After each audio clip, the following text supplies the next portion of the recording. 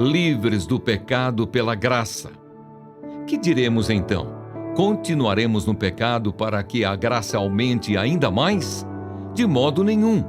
Como viveremos ainda no pecado, nós que já morremos para ele? Ou será que vocês ignoram que todos nós, que fomos batizados em Cristo Jesus, fomos batizados na sua morte? Fomos sepultados com ele na morte pelo batismo, para que, como Cristo foi ressuscitado dentre os mortos pela glória do Pai, assim também nós andemos em novidade de vida.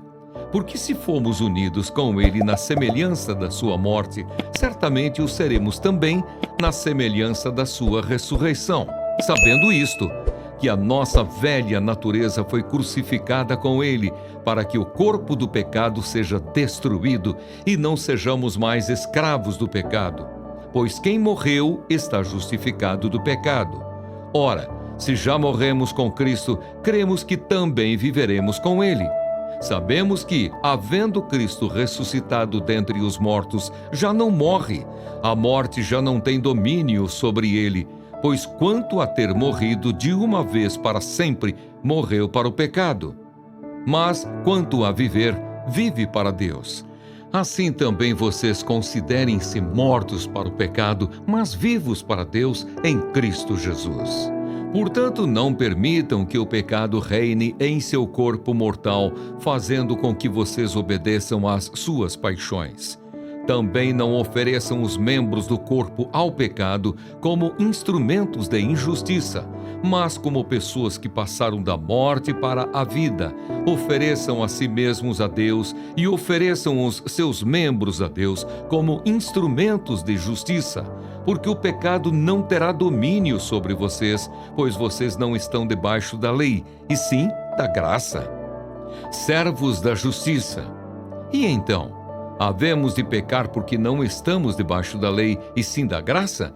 De modo nenhum. Será que vocês não sabem que, ao se oferecerem como servos para a obediência, vocês são servos daquele a quem obedecem, seja do pecado que leva à morte ou da obediência que conduz à justiça?